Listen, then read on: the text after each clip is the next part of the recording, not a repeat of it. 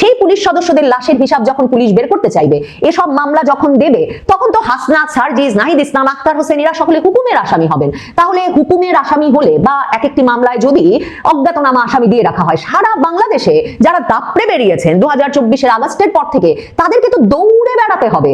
মহামান্য রাষ্ট্রপতি শাহাবুদ্দিন চুপ্পু স্যার একটা করে কথা ফাঁস করতেছে, আর জামাত এনসিপির পুরাণ ধুক ধুক ধুক ধুক করতেছে। কেন এরকম করতেছে? অনেকগুলো প্রশ্ন মানুষের সামনে আসে হাজির হয়েছে, এবং এই প্রশ্নের উত্তরগুলো আজকে এই ভিডিওতে পাওয়া যাবেন। জামাতের আমির কেন ফেসবুকে পোস্ট দিয়ে এই কথাগুলো লিখলো সেটাও ক্লিয়ার হয়ে যাবেন। ফেসবুক পোস্টে কি লিখছে সেটা আপনাদের পরে বলতেছি।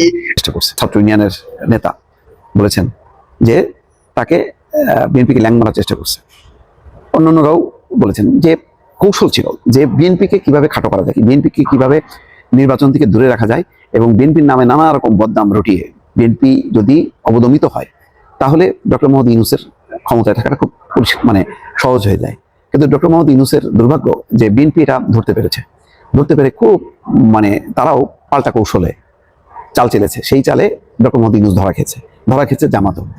রাষ্ট্র পরিচালনায় নারীদের অংশগ্রহণের অধিকার কেড়ে নেওয়া একটি চরম অসাংবিধানিক আদর্শ। যে কথাটা ছিল সেটা ছিল নারীদের অধিকার নিয়ে কথা, যেটা বলা হয় ধরেন সেটাকে নিয়ে কথা না বলে অন্যদিকে টান করা হয়। একটি সংবাদ সম্মেলন, একটি স্মারকলিপি, আর তারপরই যেন ঝড়। সচেতন নাগরিক সমাজের ব্যানারে জামায়াতের নিবন্ধন বাতিলের দাবি তুলে পাঠ করা সেই বক্তব্য এখন তুমুল বিতর্কের কেন্দ্রবিন্দু। আর ঝড়ের মুখে দাঁড়িয়ে রুবাইদ ফাতেমা তনি। মহামান্য রাষ্ট্রপতি শাহাবুদ্দিন চুপ্পু স্যার একটা করে কথা ফাঁস করতেছে, আর জামাত এনসিপির পুরাণ ধুক ধুক ধুক ধুক করতেছে। কেন এরকম করতেছে? অনেকগুলো প্রশ্ন মানুষের সামনে আসে হাজির হয়েছে, এবং এই প্রশ্নের উত্তরগুলো আজকে এই ভিডিওতে পাওয়া যাবেন। জামাতের আমির কেন ফেসবুকে পোস্ট দিয়ে এই কথাগুলো লিখলো সেটাও ক্লিয়ার হয়ে যাবেন। ফেসবুক পোস্টে কি লিখছে সেটা আপনাদের পরে বলতেছি। তার আগে এই জামাত এনসিপির কলিজা কেন ধুক ধুক করতেছে? একটা কথা আছে না যে চোরের মন পুলিশ পুলিশ, আবার অনেকেই বলে পড়লো কথা হাটের মাঝে, যার কথা তার কানে বাজে। সেই ঘটনা হয়েছে জামাত এনসিপির। ঠিক আছে, তো শাহাবুদ্দিন চুপ্পু স্যার কি কি কথা ফাঁস করছে? আপনারা অনেকেই অনেক ধরনের প্রশ্ন করেন যে জামাতি ইসলাম কোনোদিন 3টা বা 18টার আসনের বেশি পায় নাই। সেই জামাতি ইসলাম এইবারের নির্বাচনে প্রায় 68টা আসন পাইছে। যে এনসিপি কোনোদিন নির্বাচনই করে নাই, মেম্বার চেয়ারম্যানেও দাঁড়ায় নাই, তারা হঠাৎ করে 6টা আসন কিভাবে পাইলো, কার সাথে ঘুটু করে পাইছে, কার সাথে নেগোসিয়েশন করছে, এগুলো ক্লিয়ার হয়ে যাবেন। আজকের ভিডিওটা কিন্তু খুবই ইন্টারেস্টিং। ঠিক আছে, এই অন্তর্বর্তীকালীন সরকারের প্রধান ডক্টর মোহাম্মদ ইউনূস এবং অন্তর্বর্তীকালীন সরকারের বিভিন্ন পদে থাকা লোকজন কে কি করেছে, মহামান্য রাষ্ট্রপতি শাহাবুদ্দিন চুপ্পুকে কি কি কাজ করতে দেওয়া হয় নাই, তাকে কিভাবে রাখা হয়েছিল, এগুলো এক এক করে ফাঁস করতেছেন তিনি। তো এখন পর্যন্ত মহামান্য রাষ্ট্রপতি শাহাবুদ্দিন চুপ্পু স্যার শুধু অন্তর্বর্তীকালীন সরকারের কার্যকলাপ তুলে ধরছে। তো জামাত এনসিপি জোটের ওদের কলিজা ধুকধুক করতেছে কেন? তার মানে কি হ্যাঁ কিছু আছে নাকি? কিছু ঘুটুমুটু আছে নাকি? আপনারা ভয় পাচ্ছেন কেন? ভয় পাইয়া পোস্ট করতেছেন কান্নাকাটি কইরা কেন? আচ্ছা, কেন এই প্রশ্নের উত্তরটাই আগে বলি। দেখলাম সোশ্যাল মিডিয়ায়, ঠিক আছে, এই শাহাবুদ্দিন চুপ্পু স্যার তিনি বলছেন যে তাকে না জানিয়ে 133টি অধ্যাদেশ জারি করা হয়েছে। রাষ্ট্রপতি হচ্ছে একটা দেশের প্রধান। ইতিপূর্বে আপনারা দেখেছেন ওই আওয়ামী লীগের সময়, বিএনপির সময়, সব সময় প্রধানমন্ত্রী যখন দেশের বাইরে যায় তখন রাষ্ট্রপতিকে জানা যায়, আবার যখন দেশে আসে তখন রাষ্ট্রপতির সাথে সাক্ষাৎ করে কথাবার্তা বলে। ডক্টর মোহাম্মদ ইউনূস স্যার কেন রাষ্ট্রপতির সাথে যোগাযোগ করে নাই? আর জামাত এনসিপির জোট কেন এই রাষ্ট্রপতিকে সরানোর জন্য দিনের পর দিন, রাতের পর রাত ঘুটু করেছে, আন্দোলন করছে, আজকে ক্লিয়ার হয়ে যাবেন।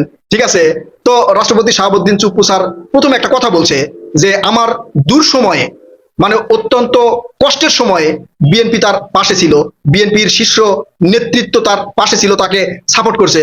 বিশেষ করে তিনি তারেক রহমান স্যারকে বলছে যে তারেক রহমান তিনি বিদেশ থেকে বিএনপির নেতৃবৃন্দকে দিয়ে এবং তিনি নিজেও এই শাহাবুদ্দিন চুপ্পু স্যারকে সাপোর্ট করছে শাহাবুদ্দিন চুপ্পু স্যারের দূর সময়ে। তো অনেকে প্রশ্ন তুলছিলেন যে শাহাবুদ্দিন চুপ্পু তো আওয়ামী লীগ সরকারের সময় তিনি রাষ্ট্রপতি হয়েছে, তাহলে তাকে ক্ষমতায় কেন রাখা হবে? তাকে ক্ষমতায় কেন রাখা হয়েছে সেটা আপনারা বুঝতে পারছেন। ডক্টর মোহাম্মদ ইউনূস সরকার হচ্ছে এই ছাত্রদের নিয়োগ করা, তারপরে রাষ্ট্রপতিও যদি এদেরই নিয়োগ করা হতো তাহলে দেশের অবস্থা কি হতো, নির্বাচন কি হতো, বিএনপি সেটা বুঝতে পারছে। বুঝবার পারার কারণেই তারা এই রাষ্ট্রপতিকে পরিবর্তন করতে দেয় নাই। এটাই হচ্ছে অরিজিনাল ঘটনা। বিএনপি দেয় নাই এই রাষ্ট্রপতিকে পরিবর্তন করতে, বিএনপি দেয় নাই। এই রাষ্ট্রপতির একবারে ছত্র ছায়, মানে রাষ্ট্রপতিকে ছায়ার মতো ঘিরে রাখছে বিএনপি। তাছাড়া কবেই রাষ্ট্রপতিকে ফালাই দিয়ে ওই যে ইঞ্জিনিয়ারিং মেটিকুলাস ডিজাইনের যে নির্বাচন, ঠিক সেটাই হইতো। -2 ফর্মুলার কথা শুনছেন না? আওয়ামী লীগকে -1, বিএনপিকে -2, এই -2 ফর্মুলাই কাজ হতো যদি শাহাবুদ্দিন চুপ্পু স্যার রাষ্ট্রপতি না থাকতো। ঠিক আছে। আর সেনাবাহিনীকে তো অবশ্যই ধন্যবাদ দেওয়া দরকার, তারা কারো ফাঁদে পা দেয় নাই, একবার সুষ্ঠু নিরপেক্ষ নির্বাচনে ভূমিকা রাখছে। হ্যাঁ, সেলুট সেনাবাহিনীকে। এখন এই রাষ্ট্রপতির সাথে অন্তর্বর্তীকালীন সরকারের কি কি ঘটনা ঘটছে সেগুলো তুলে ধরছে। রাষ্ট্রপতির প্রেস সচিবকে সরাই দেওয়া হয়েছে। কেন? একটা রাষ্ট্রপতি তার প্রেস সচিব থাকবে, সেই প্রেস সচিবকে কেন সরাই দেওয়া হয়েছিল? বিএনপি ক্ষমতায় আসার সাথে সাথে তারেক রহমান রাষ্ট্রপতির প্রেস সচিব দিয়ে দিছে।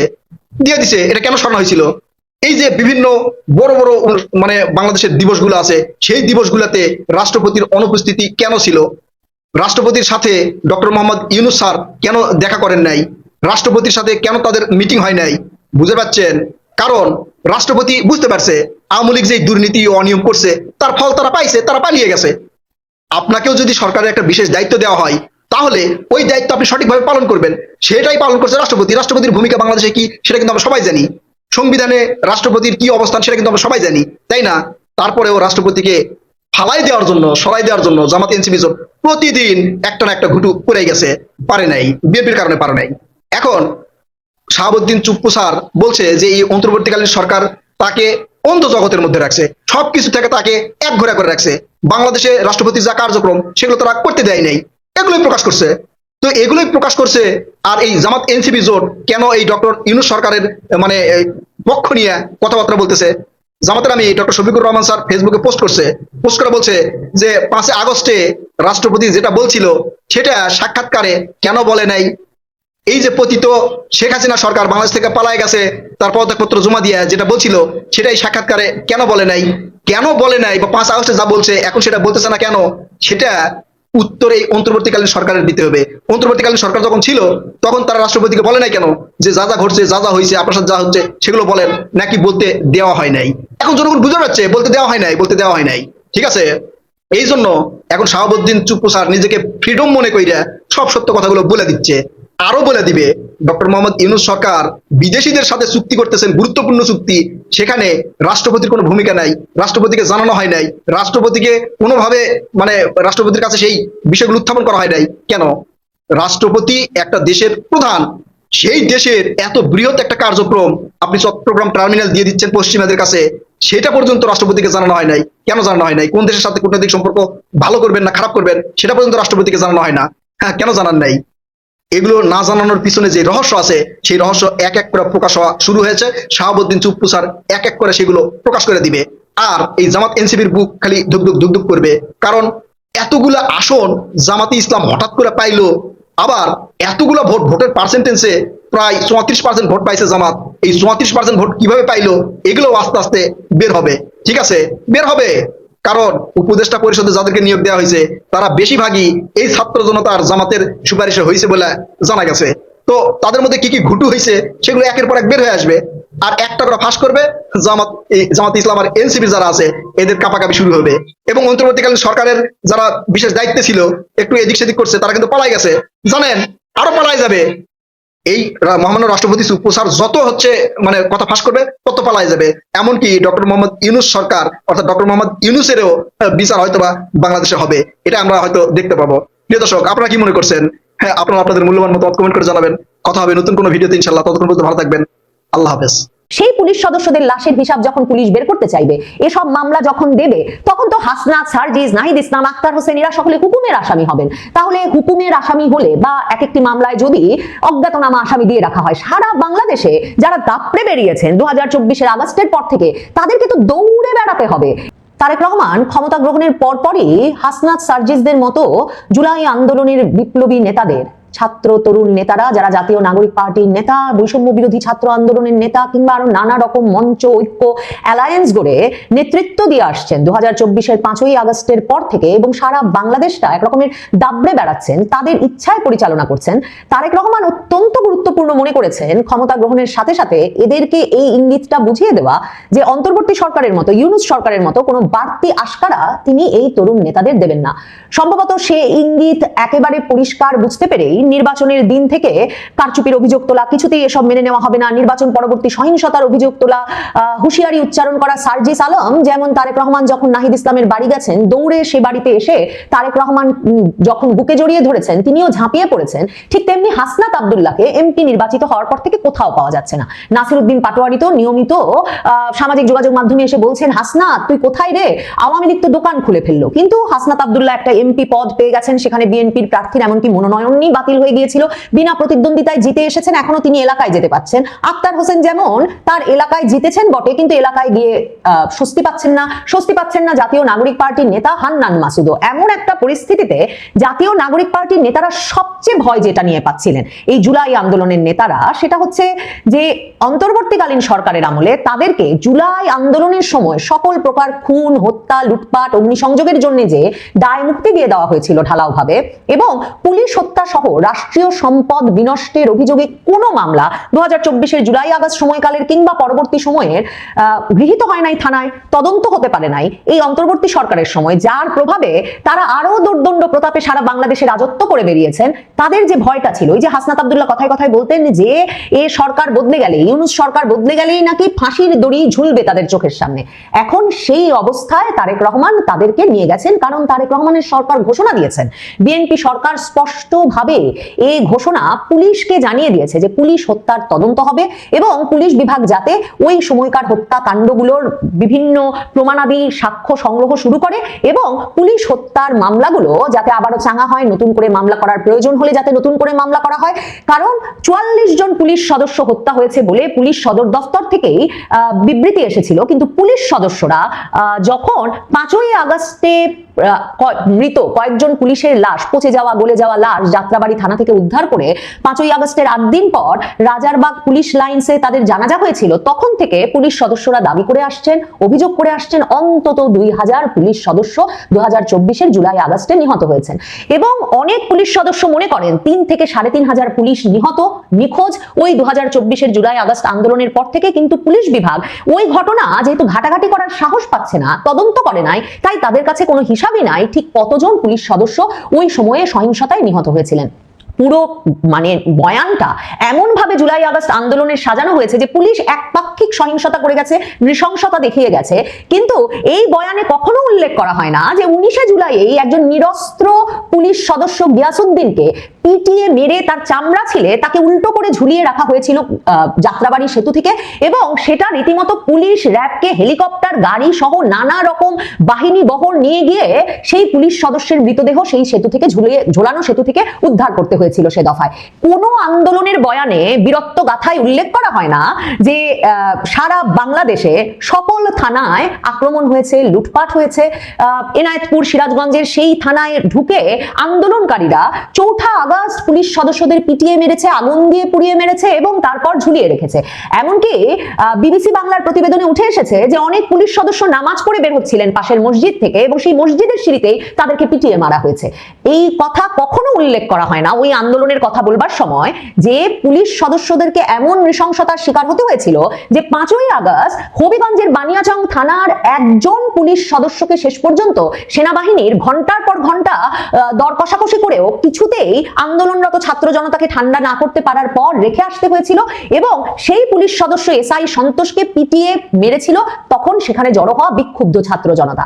এছাড়াও এই যে যাত্রাবাড়িতে 5ই আগস্ট যখন সেনা প্রহরা থানার সামনে থেকে উঠে গেল, তারপর ভীত সন্ত্রস্ত পুলিশ একদিকে যেমন ছাত্র জনতার দিকে গুলি ছুটতে থাকলো, শেখ হাসিনা সরকারের ততক্ষণে পতন হয়ে গেছে, তারপরেও এরপর সেখানে ঢুকে শেষ পর্যন্ত ওই থানা জ্বালিয়ে পুড়িয়ে পুলিশ সদস্যদেরকে মেরে পুড়িয়ে ভ্যানের উপর যে লাশ রেখে এসেছিল সে কথা কিন্তু এমনকি জাতিসংঘের প্রতিবেদনেও আছে। মানে জাতিসংঘের প্রতিবেদনে যে 1400 মৃত্যুর কথা বলা হয়, সরকার এখন পর্যন্ত ইউনূস সরকার হিসেব মিলিয়ে মাত্র 834 জনের নাম বলতে পেরেছে। সেই 834 জনের মধ্যেও আবার যুবলীগ নেতা ঢুকে গেছেন, যার লাশ কিনা আবার যিনি গাজীপুরের মেয়র জাহাঙ্গীরের এপিএস হিসেবে কাজ করতেন, এবং যার লাশ কিনা আবার উত্তরার একটা ব্রিজ থেকে ঝুলিয়ে রাখা হয়েছিল পিটিয়ে মেরে। তো এহেন পরিস্থিতিতে খুন, লুটপাট, অগ্নিসংযোগের মতো ঘটনা ক্রমাগতভাবে চলেছে 24-এর জুলাই আগস্ট জুড়ে, এবং সেগুলোর যাতে বিচার না করা যায় সে সংক্রান্ত প্রথম দায়মুক্তি অধ্যাদেশটি অন্তর্বর্তীকালীন ইউনূস সরকার জারি করেছিল 2024 অক্টোবর মাসেই, যখন নোয়াখালীর সোনাইমুড়িতে এক কনস্টেবলকে হত্যার অভিযোগে একটি মামলা পুলিশ তদন্ত করে এবং 3 জনকে গ্রেফতার করে। তারপরই স্বরাষ্ট্র মন্ত্রণালয় থেকে প্রজ্ঞাপন দিয়ে প্রথমত বলে দেওয়া হয় যে কিছুতেই যাতে 2024 জুলাই থেকে 15 জুলাই থেকে 8ই আগস্ট পর্যন্ত সংগঠিত গণ অভ্যুত্থান সংশ্লিষ্ট ঘটনার জন্য কোনো মামলা, গ্রেফতার বা হয়রানি না করা হয়। তার মানে সরকারও জানে, জুলাই যোদ্ধারাও জানেন, এই নেতারাও জানেন যে কি ধরনের অপরাধী কর্মকাণ্ড ঘটেছে, ফৌজদারি অপরাধ ঘটেছে, যে রীতিমতো দায় মুক্তির অধ্যাদেশ দিয়ে সেই ফৌজদারি অপরাধে যাতে কোনো মামলা দায়ের না হয় বা পুলিশ তদন্তের চেষ্টা না করে সে ব্যবস্থা করতে হয়েছিল তাদের। আর ইউনূস সরকার যাওয়ার আগে একটা অধ্যাদেশ জারি করে জুলাই যোদ্ধাদের দায় মুক্তি দিয়ে গেছে এবং সেই দায় মুক্তি অধ্যাদেশে 8ই আগস্ট পর্যন্ত না, 31শে আগস্ট পর্যন্ত সকল প্রকার গণ অভ্যুত্থান সংশ্লিষ্ট ঘটনার জন্য কোনো সম্পূর্ণ দায় মুক্তি দেওয়া হয়েছে জুলাই আন্দোলনের সঙ্গে, গণ অভ্যুত্থানের সঙ্গে সংশ্লিষ্ট ব্যক্তিবর্গকে। তার মানে 31শে আগস্ট পর্যন্ত কি ভয়াবহ অপরাধ হয়েছে সেটা জানেন তারা। আর হাসনাত সার্জিসেরা জানেন, তারা তো 31শে আগস্টে থামেন নাই। এই যে জুলাই যোদ্ধাদের দায় মুক্তি অধ্যাদেশ উঠে যদি যায়, সত্যি যদি এই দায় মুক্তি অধ্যাদেশকে পাশে সরিয়ে রেখে তারেক রহমান সরকার পুলিশ হত্যার বিচার শুরু করে, পুরো পুলিশ বাহিনীর ভেতরে যে দাবি আছে, পুলিশ বাহিনী কতজন নিহত হয়েছে জানতে চায়, পুলিশ বাহিনী মনে করে না মাত্র 44 জন নিহত হয়েছে, পুলিশ বাহিনী অন্তত ওই 44 জনের হত্যার বিচার চায়, সুনির্দিষ্ট ব্যক্তিবর্গকে ধরে তাদেরকে বিচারের মুখোমুখি করতে চায়। ভাবুন তো, হবিগঞ্জের বানিয়াচং থানার এসআই সন্তোষকে যারা পিটিয়ে পুড়িয়ে মারলো, সেই একটি যুবক মাহাদি কিছুদিন আগে বানিয়াচং থানায় গিয়ে রীতিমতো পুলিশ কর্মকর্তাকে হুমকি দিয়ে বলেছেন যে তিনি এর আগে পুলিশ পিটিয়ে মেরেছেন, থানা জ্বালিয়ে দিয়েছেন, কাজেই পুলিশ যেন তার কথা শুনে। এবং এরপর পুলিশ যখন তাকে গ্রেফতার করেছে তখনকার আইন উপদেষ্টা আসিফ নজরুলের সক্রিয় ব্যবস্থাপনায় দ্রুততম সময়ে সেই মাহাদি বেরিয়ে এসেছে। নিশ্চয়ই লক্ষ্য করেছেন ওই মাহাদি দিল্লিতে ধরা পড়েছেন অন্য একটি দেশের ভিসা নিতে, ইউরোপের একটি দেশে, কেউ বলছেন ফিনল্যান্ড, কেউ বলছেন ইংল্যান্ড চলে যাচ্ছিলেন, সেই দেশের ভিসা নিতে তিনি সে দেশে গিয়ে উপস্থিত হয়েছিলেন বলে জানা যাচ্ছে এখন। তার মানে এই যুবকদের শুধুমাত্র দায় মুক্তি দিয়ে গেছে আগের সরকার তাই নয়, এদের একটা বিরাট অংশের জন্য নানা রকম সেফ এক্সিটের ব্যবস্থাও করে রাখা হয়েছে। এই অবস্থায় হাসনাত সার্জিস কোথায় যাবেন? মানে হাসনাত এমপি হয়েছেন, সার্জিস তো এমপিও হন নাই, তিনি কি নিজ এলাকায় যেতে পারবেন? পঞ্চগড়ে গিয়ে কি তিনি নিরাপদ বোধ করবেন? মানে এমন একটা পরিস্থিতি তৈরি করা হয়েছে যে যে কোনো মামলায়, ওই যে সিরাজগঞ্জের 15 জন পুলিশ পিটিয়ে মারা হোক, বা 5ই আগস্টের পর পুলিশ সদস্যরা যখন রাজারবাগ পুলিশ লাইন্সে কাঁদছিলেন এবং তখনকার আইজিকে বলছিলেন যে সারা বাংলাদেশ জুড়ে থানায় থানায় পুলিশ সদস্যদের লাশ পচে গলে পড়ে আছে, সেই পুলিশ সদস্যদের লাশের হিসাব যখন পুলিশ বের করতে চাইবে, এসব মামলা যখন দেবে, তখন তো হাসনাত, সার্জিস, নাহিদ ইসলাম, আক্তার হোসেন এরা সকলে হুকুমের আসামি হবেন। তাহলে হুকুমের আসামি হলে বা এক একটি মামলায় যদি অজ্ঞাতনামা আসামি দিয়ে রাখা হয়, সারা বাংলাদেশে যারা দাপড়ে বেরিয়েছেন 2024 আগস্টের পর থেকে, তাদেরকে তো দৌড়ে বেড়াতে হবে। এরা কি সকলেই আসলে সেফ এক্সিট নিয়ে অন্য কোথাও চলে যেতে পারবেন? যারা থাকবেন তাদের তো আসলে মানে কোনোভাবে দম নেওয়ার উপায় থাকবে না। তারেক রহমান সার্জিস, হাসনাতদের মানে যারা বেশি বেড়েছিলেন তাদেরকে আরো সুস্পষ্ট বার্তা দিতে চাইছেন। ইশরাক হোসেন, তিনি প্রতিমন্ত্রী মুক্তিযুদ্ধ বিষয়ক মন্ত্রণালয়ের, তিনি জুলাই যোদ্ধাদের পুনর্বাসনের বিষয়টাও দেখবেন।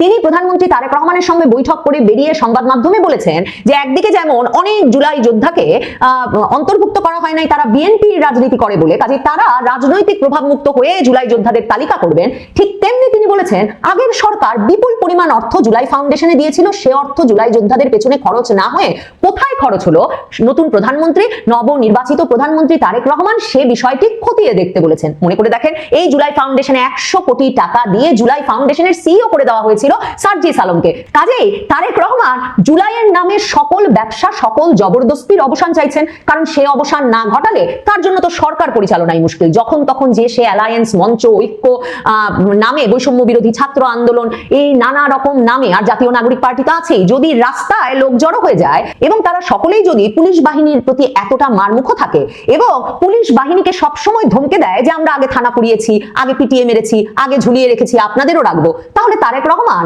সত্যি তো দেশে আইন শৃঙ্খলা পরিস্থিতি শান্তই করবেন কি করে, আর সরকারি পরিচালনা করবেন কি করে, আর রাজপথে ঠান্ডা রাখবেন কি করে? কাজেই তারেক রহমানের জন্য পুলিশ হত্যার বিচার শুরু করাটা নানা কারণে অত্যন্ত গুরুত্বপূর্ণ। হাসনাত সার্জিসকে সম্ভবত এরপর থেকে খবরে দেখলাম 28শে ফেব্রুয়ারি প্রধানমন্ত্রী তারেক রহমানকে ইফতারের দাওয়াত দিয়েছে জামাত ইসলাম। প্রধানমন্ত্রী যাবেন কিনা নিশ্চিত না, যাওয়ার সম্ভাবনাটাই বেশি।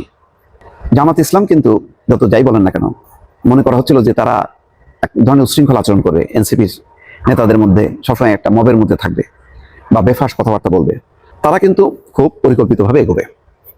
যত বেফাস কথা বলা, তারপরে মব পালন, এগুলি এনসিপি সহ তার যে আশেপাশে নানা রং বেরঙের দল আছে, সংগঠন আছে, জামাত ফান্ডেড, তারা করবে, কিন্তু জামাত কিন্তু তার অবস্থানে থাকবে।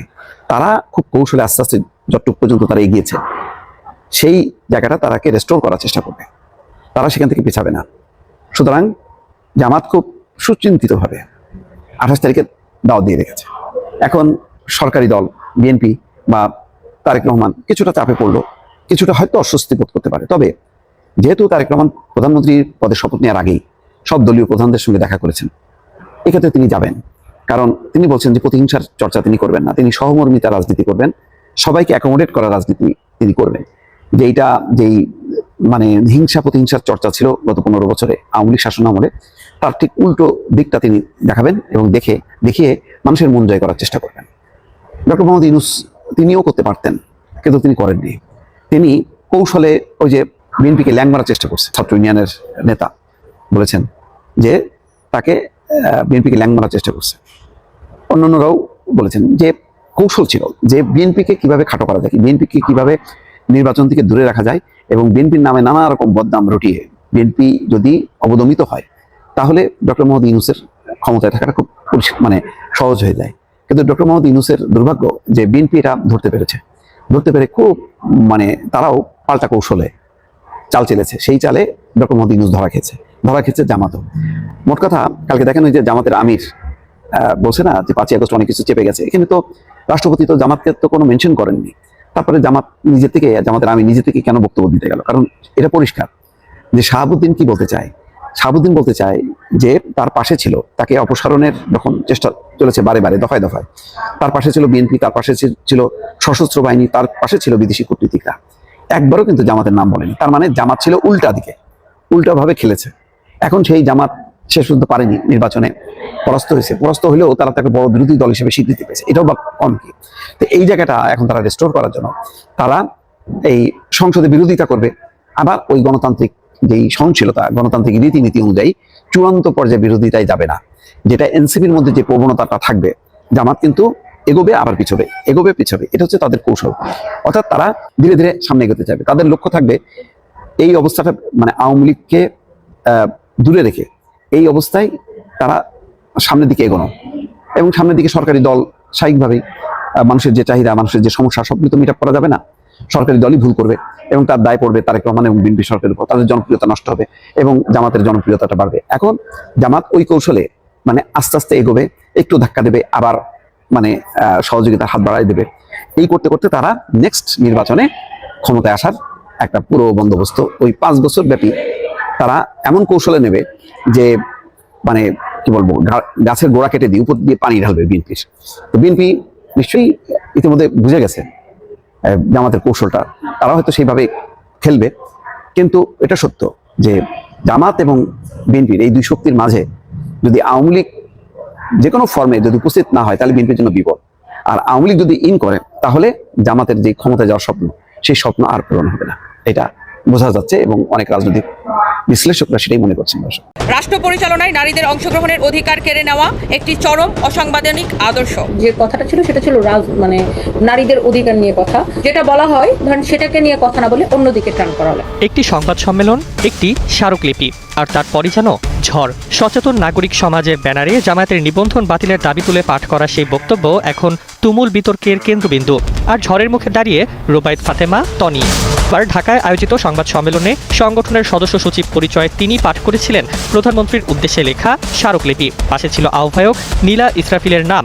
কিন্তু মাত্র 2 দিন পর নাটকীয় মোড়। লিখিত বিবৃতিতে তনি জানালেন বক্তব্যটি তার লেখা নয়। নীলা ইসরাফিল ব্যক্তিগত কারণে উপস্থিত থাকতে না পারায় তার সরাসরি অনুরোধেই তিনি কেবল স্বাক্ষরিত স্মারকলিপি পাঠ করেছেন। অর্থাৎ তিনি ছিলেন কেবল পাঠক, নীতি নির্ধারক নন। এই ব্যাখ্যার পরেই যেন আগুন এখি সামাজিক যোগাযোগ মাধ্যমে শুরু হয় সমালোচনা, কটূক্তি, ট্রলিং। তনির অভিযোগ এতে থামেনি বিষয়টি। তাকে ও তার পরিবারকে প্রাণনাশের হুমকি দেওয়া হচ্ছে, ব্যবসা প্রতিষ্ঠান বন্ধ করে দেওয়ার ভয় দেখানো হচ্ছে, ব্যক্তিগত জীবন নিয়ে ছড়ানো হচ্ছে মানহানিকর তথ্য। তার ভাষায় এটি পরিকল্পিত অনলাইন হয়রানি। তনি স্পষ্ট ভাষায় হুঁশিয়ারি দিয়েছেন, হুমকিদাতাদের বিরুদ্ধে জিডি ও ফৌজদারি মামলা করা হবে, সাইবার আইনে ব্যবস্থা নেওয়া হবে, আইনশৃঙ্খলা বাহিনীর হস্তক্ষেপও তিনি চেয়েছেন। গণতান্ত্রিক সমাজে মতপার্থক্য থাকতে পারে, কিন্তু প্রাণনাশের হুমকি ও ব্যক্তিগত আক্রমণ গ্রহণযোগ্য নয়, এ কথাও জোর দিয়ে বলেছেন তিনি। এখন প্রশ্ন ঘুরপাক খাচ্ছে, এ কি কেবল সংগঠনের আনুষ্ঠানিক উদ্যোগ, নাকি রাজনৈতিক মঞ্চে নতুন করে আলোড়ন তৈরির চেষ্টা? সব দোষ নীলা ইসরাফিলের। এই বার্তা কি দায়িত্ব এড়ানোর কৌশল, নাকি বাস্তব ব্যাখ্যা? একটি স্মারকলিপি যেন এমন নাটকীয় পরিস্থিতি তৈরি করবে তা হয়তো কেউ ভাবেনি, কিন্তু আপাতত স্পষ্ট, টনি এখন গ্যারা কলে, আর বিতর্কের আগুন সহজে